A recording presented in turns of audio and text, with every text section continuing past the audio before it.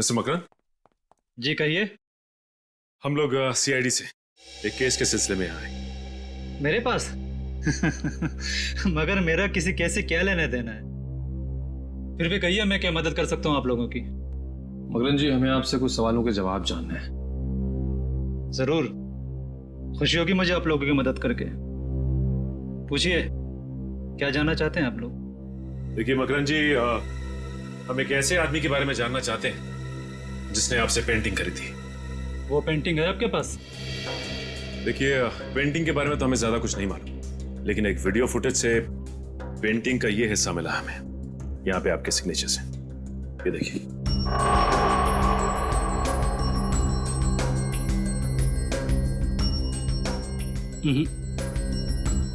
बस इतने से ये बता पाना मुश्किल है कि पेंटिंग कौन सी है। और जाहिर सी बात है कि जब पेंटिंग के बारे में पता नहीं है तो खरीदार के बारे में मैं कैसे बता सकता हूँ? मकरन जी, ध्यान से देखिए, शायद कुछ याद आ जाए आपको।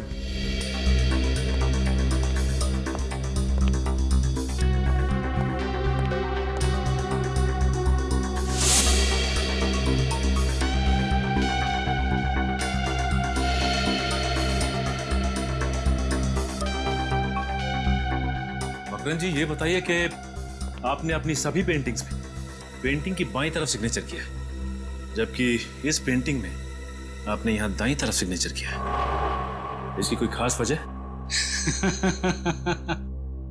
वजह है। इससे पहले मैं आप लोगों की तारीफ करना चाहता हूं कि सीआईडी वाले वो देख लेते हैं जो हम सोच नहीं पाते। शुक्रिया। मकरन जी, इसकी वजह क्या हो सकती है?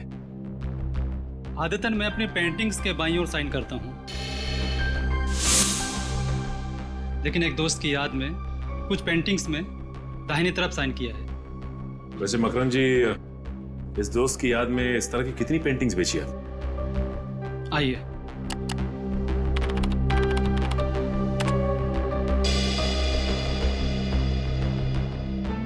तीस पेंटिंग्स बेची है, लेकिन आपकी पेंटिंग किसने खरीदी ये बता पाना मुश्किल है।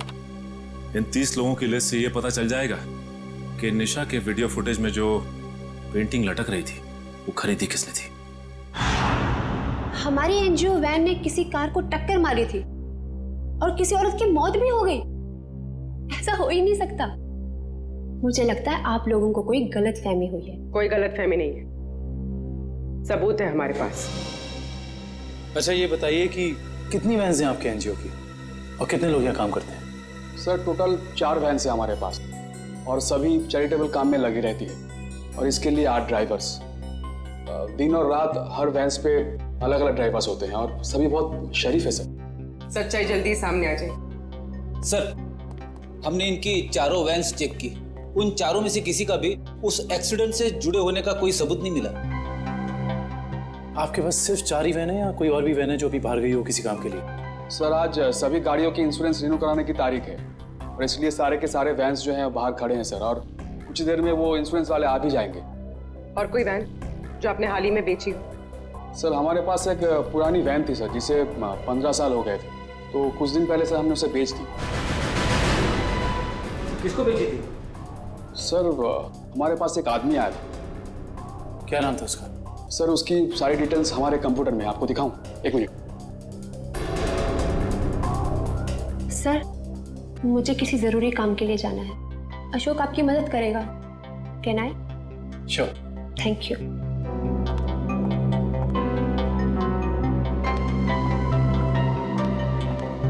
सर, ये वो आदमी, राकेश नाम है इसका। राकेश नहीं, मोहन है ये। तो ये है वो खूनी जो शराफत की चादर ओढ़कर खून कर रहा है। मकरन ने जो लिस्ट दी थी उसमें से हमने 10 जगह देख लिया। उस वीडियो फुटेज में जो पेंटिंग दिख रही थी उसके बारे में कुछ पता नहीं चला। सब्र करो निखिल, हो सकता है हमें 10-12 जगह और देखना पड़ जाए। वैसे लिस्ट में अगला नाम क्या है? एक फिल्म टीवी प्रोडक्शन हाउस है, original media works, Goregaon east. मुझे लगता है निखिल, ये हमारा आखिरी पड़ाव होगा। सर, वो कैसे? वो ऐसे कि हमें किसी ऐसी जगह की तलाश है जहां पे निशा का वीडियो शूट किया गया और साथ ही साथ वो पेंटिंग हो सकता है कि निशा को एक्टिंग का शौक हो सकता है ये इस प्रोडक्शन हाउस में गई हो। इस ओरिजिन मीडिया वर्क्स में चल के देखते हैं। राहुल, मैं तुम्हारे बिना नहीं जी सकती राहुल, तुम्हें आना ही होगा। हमने कस्में खाई थी राहुल कि हम साथ जिएंगे और साथ मरेंगे। राहुल। अरे अरे अरे कहाँ चले आ रहे हैं आप लोग? वो ये रही पेंटिंग। कौन है आप लोग? क्या कर रहे हो ये? केतन, क्या हो रहा है ये सब? एक मिनट। हम लोग सीआईडी से और यहाँ जांच के सिलसिले में आए। सीआईडी? क्या बात है सर? इस फोटो को ध्यान से देखिए। क्या ये लड़की आपके यहाँ ऑडिशन के लिए आई थी? हाँ, कुछ हफ्तों पहले ये आई थी और मैंने इसे एक रोल के लिए फाइनल भी किया था, पर फिर इससे कांटेक्ट नहीं हो पाया। अब कांटेक्ट हो भी नहीं पाएगा क्योंकि उसकी मौत हो चुकी है। क्या? जी हाँ, और हमें शक है कि निशा के ऑडिशन के वीडियो टेप का इस्तेमाल उसके पति की आत्महत्या में किया गया है। पर सर, हमें इस बारे में कुछ नहीं पता। हम काफी सालों से इस फील्ड में हैं, पर ऐसा तो पहली बार सुन रहे हैं। निशा के ऑडिशन के वीडियो टेप चाहिए हमें। अभी देते हैं सर। केतन,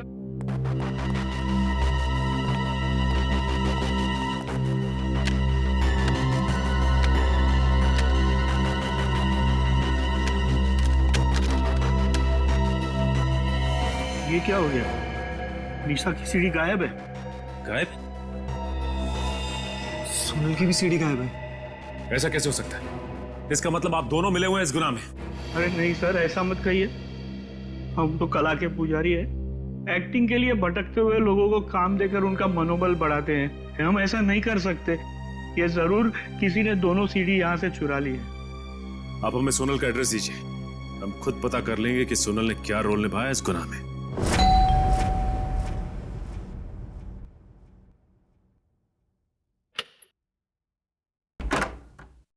जी कहिए। जी, हम लोग सीआईडी से सोनल से मिलना चाहते हैं। आइए।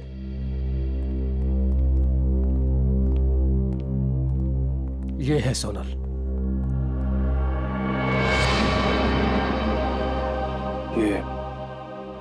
ये कैसे हो गया? क्या बताऊं सर, उसकी कार का एक्सीडेंट हो गया था कुछ हफ्ते पहले।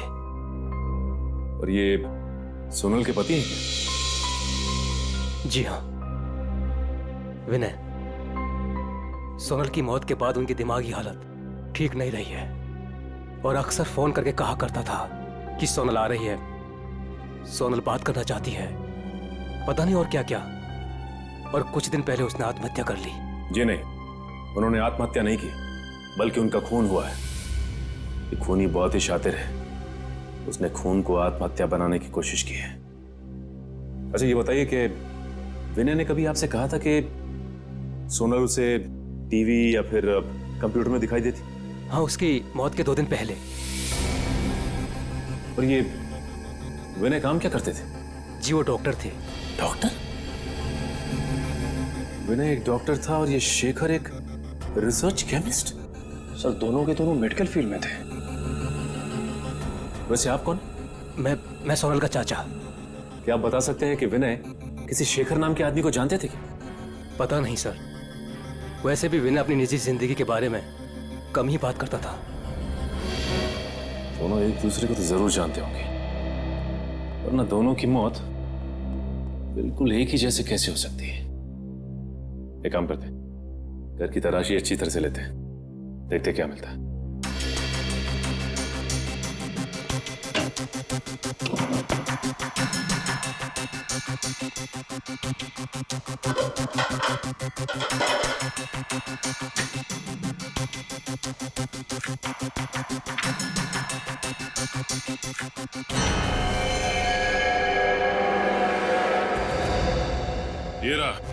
ये रहा उन दोनों के बीच का कनेक्शन। ये देखो निखिल, शेखर के घर से हमें जो फोटो मिली थी उसमें शेखर इस बिल्डिंग के सामने खड़ा था और विनय भी उसी बिल्डिंग के सामने खड़ा है। अब ये बिल्डिंग ही हमें इस केस की तह तक पहुंचाएगी।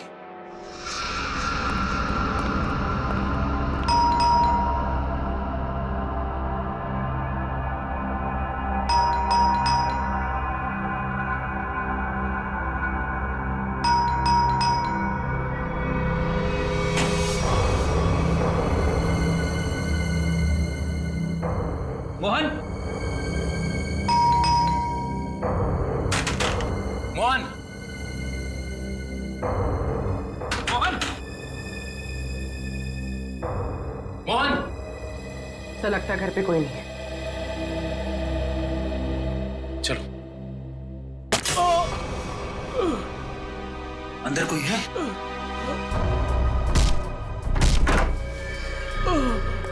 मोहन,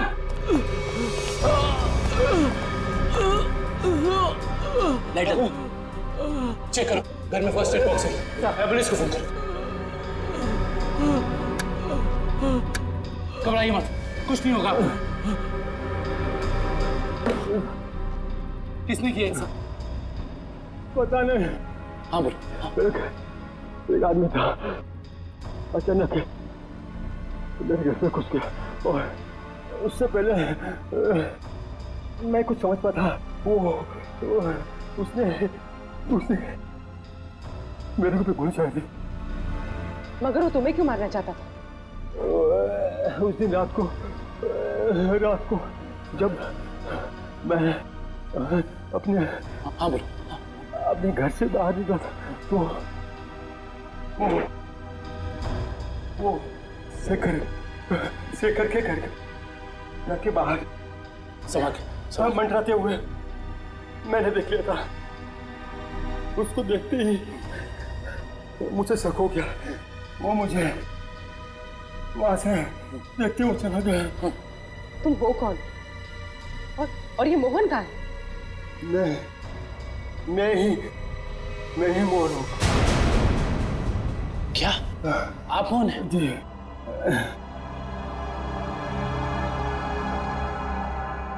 अगर ये मोहन है तो फिर वो कौन था जो शेखर के घर में हमसे मिला था?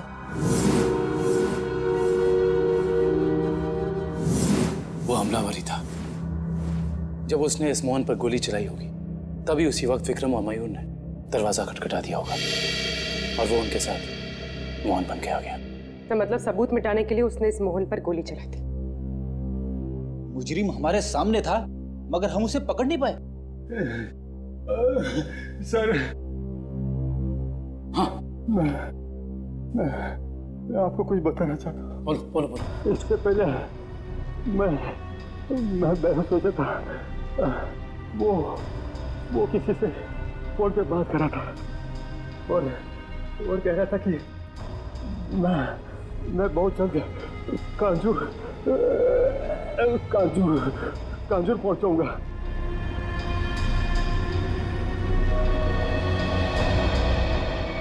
कांजूर?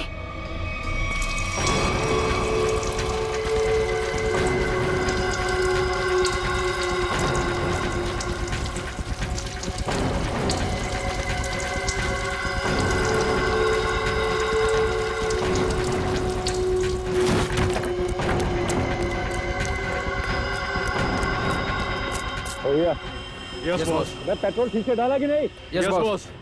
जाओ गाड़ी में बैठो।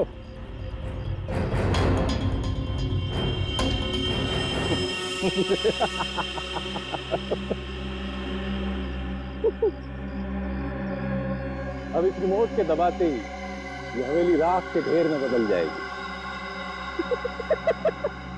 और किसी को पता भी नहीं चलेगा कि यहाँ आग कैसे लगी। 3, 4, 7। अब तुझे हेवन में पहुंचाता हूं।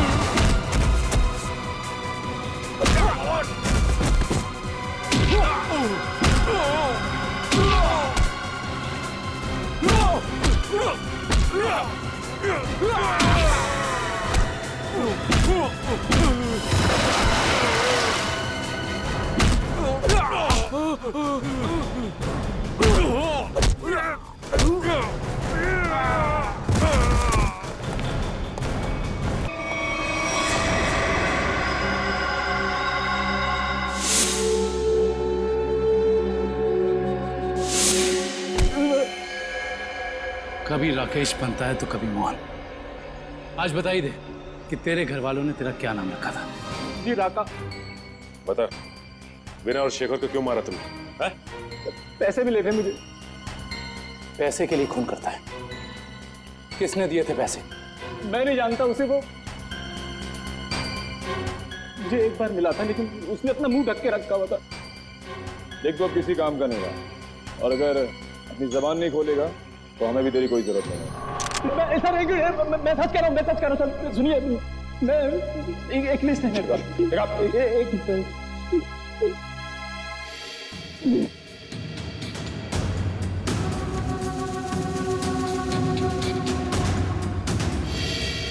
इस लिस्ट में विनय शेखर के साथ साथ और भी कुछ लोगों का नाम है। Doctor Arun, doctor Rahul. Doctor Rahul?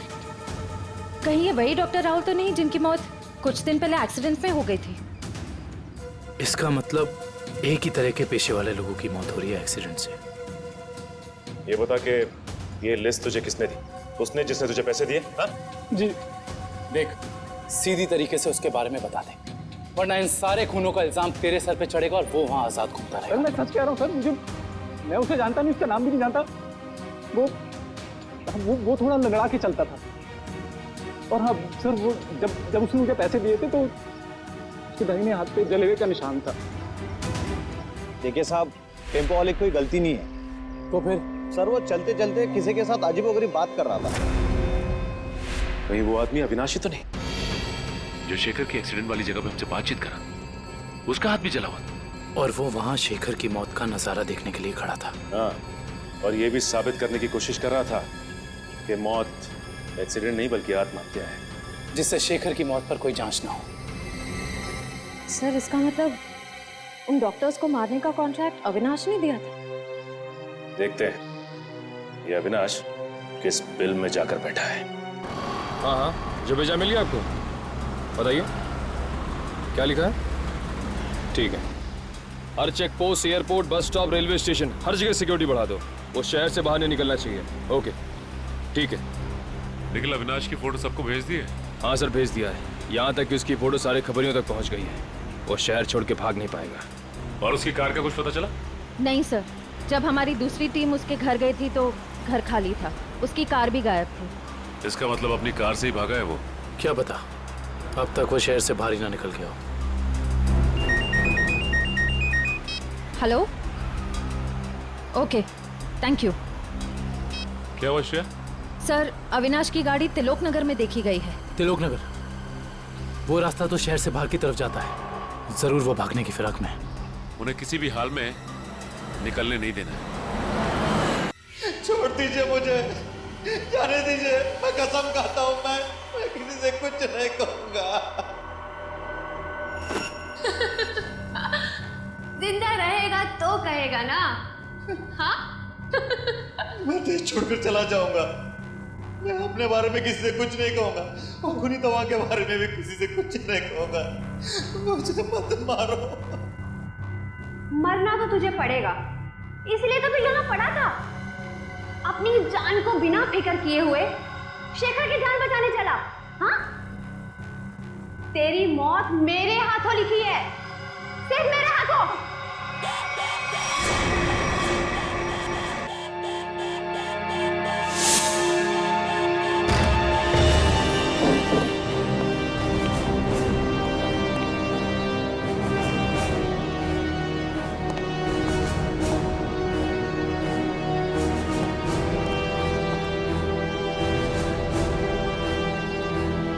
यहाँ तो कोई भी नहीं है।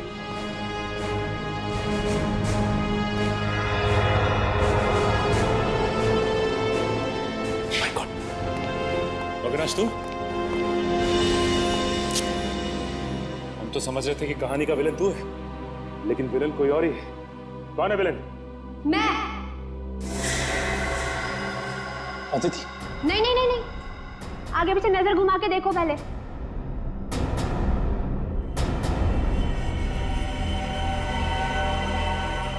पकड़ो इन लोगों को।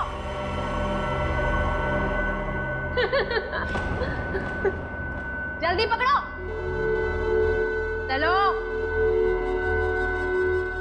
कर रही हो ये सारे खून तुम? हाँ? हमारी कंपनी की फर्मा ब्रांच ने एक दवा की खोज की थी और हमें शक था कि उसे इस्तेमाल करने के बाद लोगों में कहीं ना कहीं हाइपरटेंशन जैसी दूसरी बीमारी फैल सकती है। और हम लास्ट स्टेज पर थे और फिर हमने अपने ही फील्ड के लोगों से जांच के लिए उनसे कांटेक्ट किया। तो फिर उन सबका खून क्यों? उन्होंने रिपोर्ट दी कि इस दवा को इस्तेमाल करने के बाद लोग ठीक तो हो सकते हैं, लेकिन 5-10 साल के बाद उन्हें कैंसर जैसा रोग लग सकता है और मुझे किसी भी हालत में इस दवा को लॉन्च करना था, ये जानते हुए भी कि वो दवाई नहीं दीमक है। मेरे करोड़ों रुपए डूब चुके थे, अब मैं पीछे नहीं हट सकती थी, इसलिए दवा लॉन्च करने से पहले मुझे उन 10 लोगों को ठिकाने पर लगाना था। और इसीलिए तुमने अपना खूनी खेल शुरू कर दिया, और वो भी कुछ इस तरह से कि वो आत्महत्या लगे। क्योंकि मैं नहीं चाहती थी कि इनके केस की जांच हो और मुझ पर कोई शक करे। लेकिन अविनाश को मारने में तुम कामयाब नहीं हो पाई, है ना? मैंने अविनाश को पहले से ही जानबूझकर छोड़ रखा था, क्योंकि वो समझ गया था कि उसके ग्रुप के लोग लगातार मारे जा रहे हैं और वो छुप गया। लेकिन जब वो शेखर को समझाने गया, फिर मेरी निगाह उस पर गई। और तुमने सोचा राका के जरिए तुम सारा इल्जाम अविनाश पर डाल दोगे? हाँ, ताकि जब अविनाश मर जाता सबको यही लगता कि ये खून करके फरार हो गया। और शेखर के घर में निशा की आत्मा का खेल क्या था? होलोग्राम, और कुछ भी नहीं, लाइट से बनी 3D आकृति। शेखर इसलिए धोखा खा गया क्योंकि हमने उसके दिमाग में भर दिया था कि निशा वापस आ गई है। अपनी जानकारी का जितना गलत इस्तेमाल करना था तुम कर चुकी।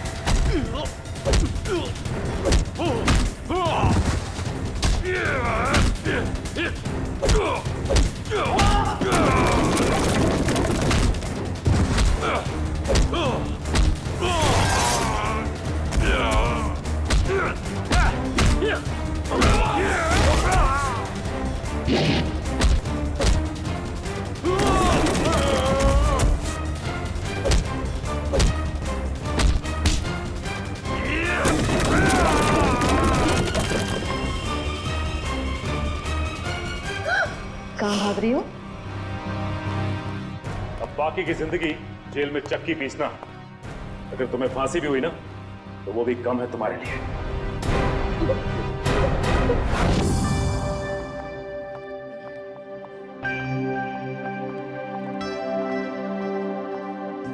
श्रेया, आ गए तुम दोनों? हाय। तुम बुलाओ और हम ना आए, ऐसा कभी हो सकता है? थैंक्स। अच्छा बताओ, हमें क्यों बुलाया है? एक्चुअली मुझे तुम दोनों की हेल्प चाहिए। क्या हेल्प? दया से बात करनी है? तारिका प्लीज, मैं बीती बातें भूल चुकी हूँ। अब मुझे सिर्फ अपनी आने वाली जिंदगी पर कंसंट्रेट करना है।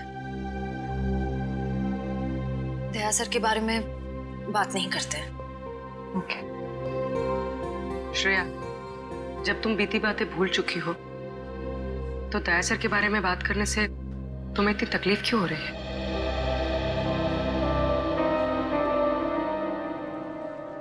पूर्वी, मैंने तुम दोनों को ये बताने के लिए बुलाया है कि मेरे और सिद्धार्थ की सगाई की डेट फिक्स हो गई है।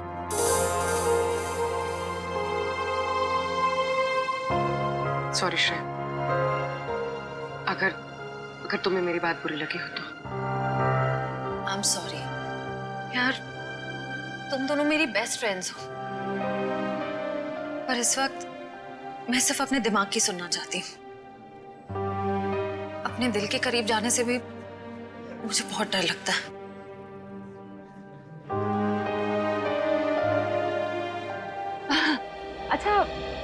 क्या डेट फिक्स हुई है एंगेजमेंट की?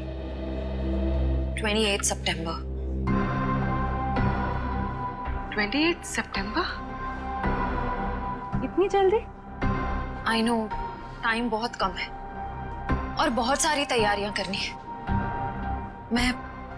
मैं निकलती हूँ गाइस। डोंट वरी श्रेया, सब ठीक हो जाएगा। थैंक यू, बाद में बात करते हैं। Thanks for coming. Bye.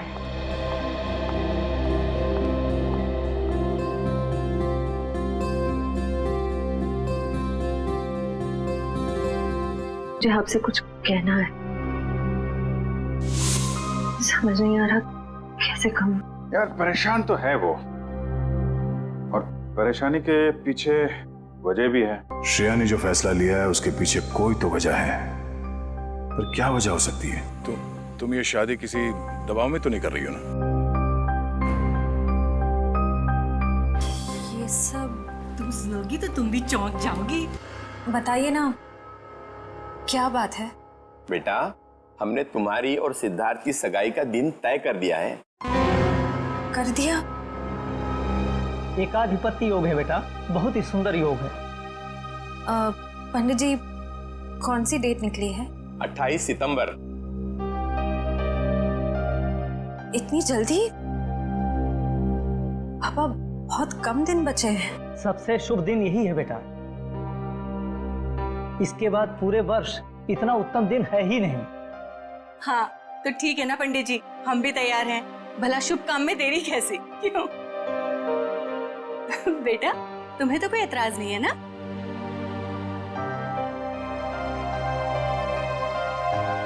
Excuse me. देखा, शर्मा गई। हाँ तो हम तारीख पक्की समझे ना? हाँ हाँ। अल्पा, अरे मुंह क्या देख रही है? मुंह मीठा कराओ समदन जी। हाँ हाँ, क्यों नहीं, अभी लाइट।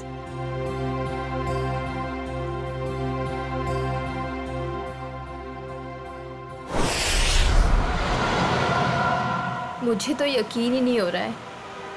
अब मेरा मतलब, हम इतने दिनों बाद एक साथ शहर से दूर छुट्टियां मनाने जा रहे हैं। हमारी शादी की सालगिरह के लिए इससे बेहतर गिफ्ट और कोई हो ही नहीं सकता था। तुम्हारे लिए एक सरप्राइज और था। सरप्राइज? क्या सरप्राइज है? बताओ बताओ ना, क्या सरप्राइज है शेखर? अरे आराम से, अरे आराम से, अरे गाड़ी ठुक जाएगी। वाओ, बहुत सुंदर है। एक और वादा करोगे? कैसा वादा? पहले वादा करो फिर बताऊंगी। चलो किया वादा। क्या? कि तुम मुझे अकेला छोड़ के इतने दिनों तक घर से दूर नहीं जाओगे। तुमसे दूर रह के मैंने जितना कुछ पाया उससे कहीं ज्यादा मैंने खोया है। तुम्हें यकीन दिलाता हूँ, अब आगे से कभी भी तुम्हें अकेला नहीं छोड़ूंगा।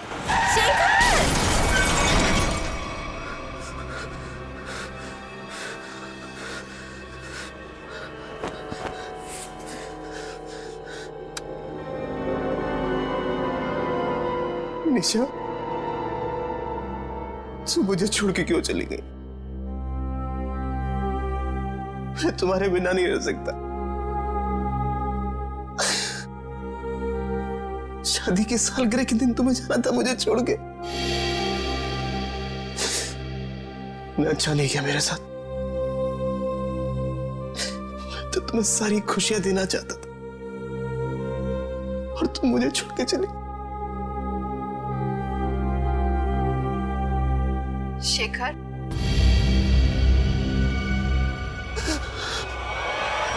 मुझे तुम्हारी बहुत याद आ रही है। मैं इस तरीके से अकेले नहीं रह सकती। तो अपना वादा नहीं भूल सकते शेखर। मुझे तुम्हारी बहुत याद आ रही है शेखर। मेरे पास आ जाओ शेखर। मुझे तुम्हारी बहुत याद आ रही है। मैं इस तरीके से अकेले नहीं रह सकती। मेरे पास आ जाओ। तुम अपना वादा नहीं भूल सकते शेखर। मुझे तुम्हारी बहुत याद आ रही है। क्यों मुझे यहाँ पे अकेला छोड़ा है तुम? मेरे पास आ जाओ। तुम्हारी बहुत याद आ रही है शेखर। क्यों मुझे यहाँ पे अकेला छोड़ा है तुमने?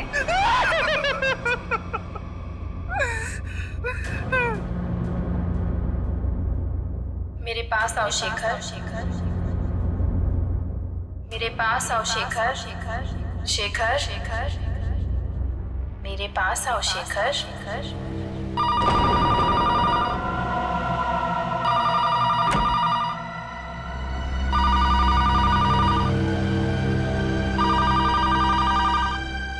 शेखर शेखर मुझे तुम्हारी बहुत याद आ रही है। मैं इस तरीके से अकेले नहीं रह सकती। कहाँ हो तुम? कहाँ हो? मैं यहाँ हूँ शेखर, आओ मेरे पास। निशा तुम? क्या हुआ? तुम तो मर चुकी हो। तुमने वादा किया था शेखर कि तुम मेरा साथ कभी नहीं छोड़ोगे। आओ चलो मेरे साथ।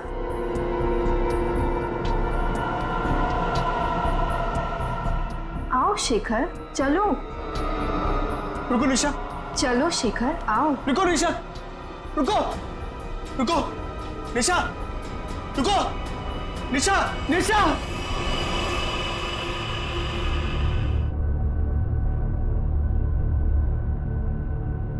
मेरे साथ क्या हो रहा है?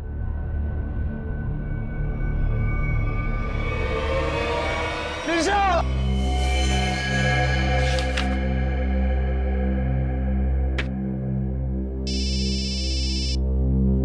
हेलो, हाँ बोल रहा हूँ। शेखर, हाँ दोस्त है मेरा। क्यों? क्या? चलिए, यहाँ कोई तमाशा नहीं हो रहा है। चलो चलो चलो जल्दी चलो चलो चलो। ओह माय गॉड, ये तुम्हारा दोस्त शेखर ही है?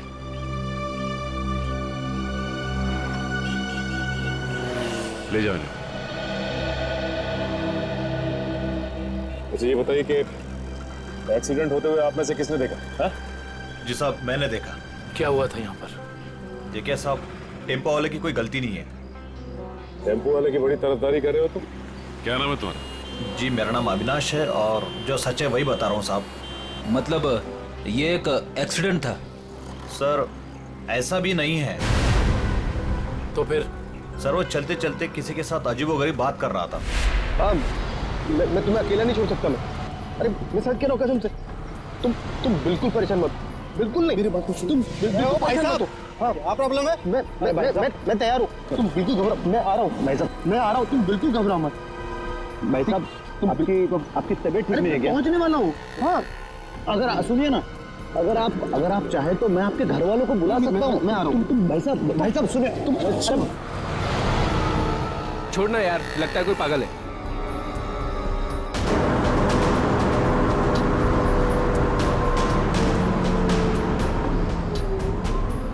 आज हमारा वादा पूरा होगा।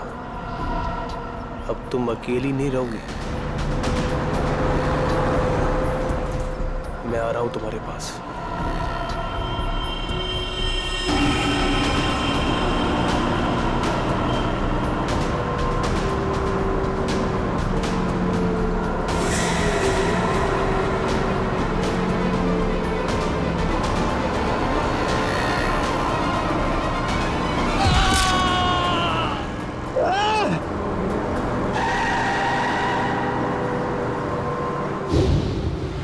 मतलब शेखर ने आत्महत्या की है?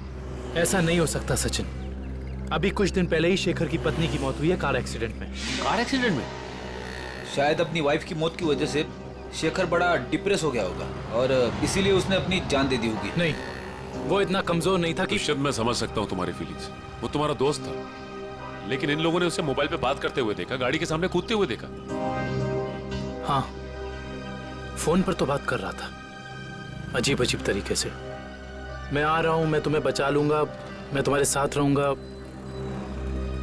मगर किससे? किसी से नहीं सर। आज सुबह से शेखर ने ना ही किसी से बात की है और ना ही उसे किसी का फोन आया था। तो फिर बात कर किससे रहा था? पता नहीं सचिन, पर मुझे नहीं लगता कि आत्महत्या है। ये शेखर रहता कहाँ है? वो वापस आ गई कहाँ हो तुम? मैं अकेला हूँ। It was my fault. She is back, she is in danger. मैं तुम्हें अकेला छोड़ के नहीं जा सकता। I am alone without you. हम जल्दी मिलेंगे। क्या है ये सब?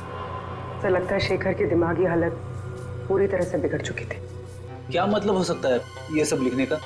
तुम वापस आ गई, मैंने तुम्हें ढूंढ लिया है। He is back.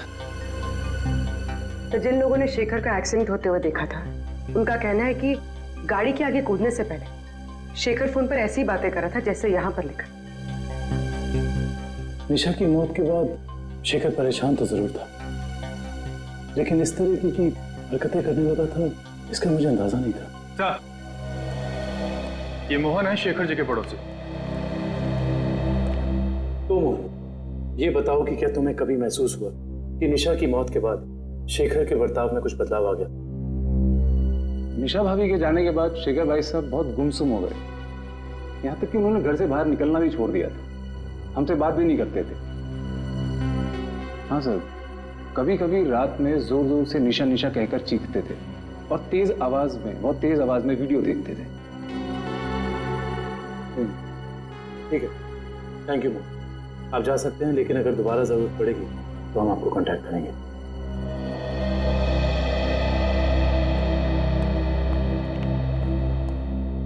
सर जल्दी आइए। जल्दी आइए। क्या हुआ? क्या हुआ? सर ये वीडियो देखिए। वीडियो कहाँ है? वीडियो सर वीडियो है सर, कुछ डरावना वीडियो है। पूर्वी प्ले करो। शेखर, मुझे तुम्हारी बहुत याद आ रही है। मैं इस तरीके से अकेले नहीं रह सकती। तुम अपना वादा नहीं भूल सकते शेखर। क्यों मुझे यहाँ पे अकेला छोड़ा है तुमने? निशा, इसका ऐसा वीडियो चेक करो। ये वीडियो कब बना था? सर 12 सितंबर 2014। लेकिन ऐसा कैसे हो सकता है, क्योंकि निशा की मौत तो जुलाई के दूसरे हफ्ते में हुई थी। सर हो सकता है निशा का एक्सीडेंट हुआ हो, पर वो मरी ना, और इसमें उसकी कोई चाल हो। नहीं पूर्वी, ऐसा हो ही नहीं सकता, क्योंकि निशा का अंतिम संस्कार मेरी आंखों के सामने हुआ है। फिर ये वीडियो कैसे सर? इस बात का पता लगाने के लिए हमें निशा के कार एक्सीडेंट की गहराई तक जाना होगा।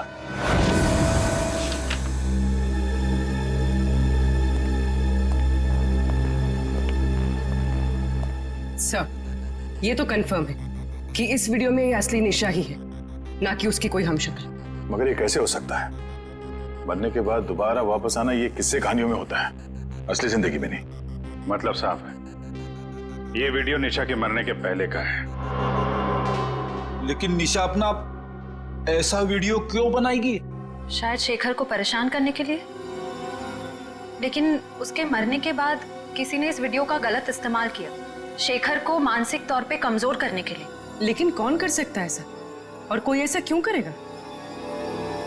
पूरी जरा इस वीडियो को फिर से प्ले करना। शेखर, मुझे तुम्हारी बहुत याद आ रही है। मैं इस तरीके से अकेले नहीं रह सकती। ये जरा ध्यान से देखो, निशा के होठों का हिलना और शब्दों का निकलना कुछ मैच नहीं हो रहा है। ऐसा लग रहा है कि वो बोल कुछ रही है और किसी ने उसके ऊपर शब्दों को चिपका दिया है। मुझे तुम्हारी बहुत याद आ रही है। मैं इस तरीके से अकेले नहीं रह सकती। हाँ, लगता है किसी प्रोफेशनल डबिंग आर्टिस्ट ने हूबहू निशा की आवाज निकाली है, जिससे शेखर धोखा खा गया है।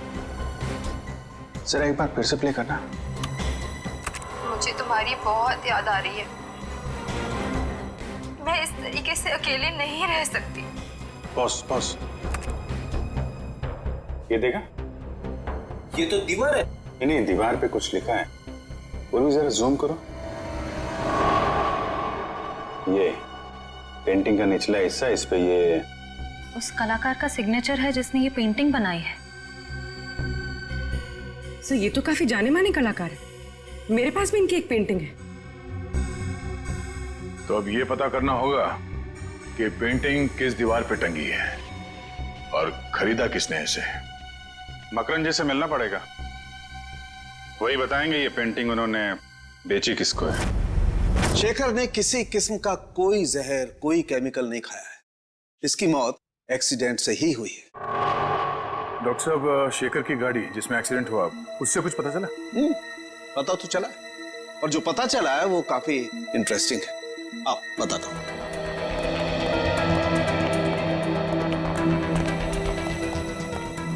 ये देखो, ये शेखर की गाड़ी का पैसेंजर साइड का दरवाजा है।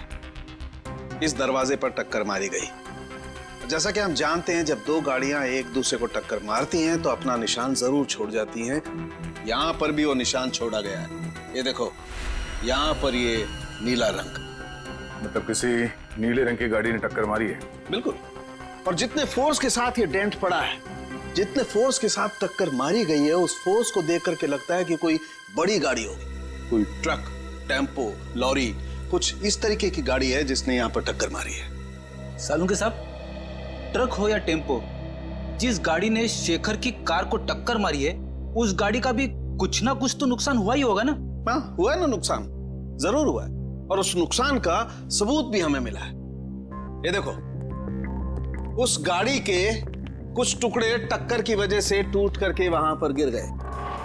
ये देखो,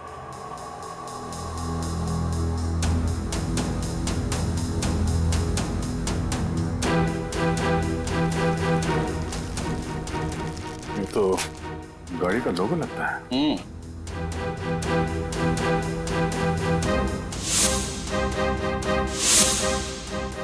के?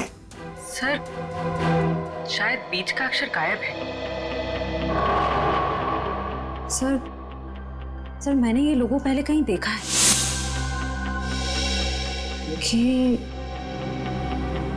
KSS? KSS?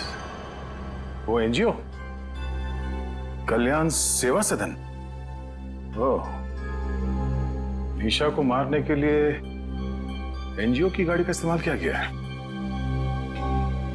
इस एनजीओ में जाके देखना पड़ेगा।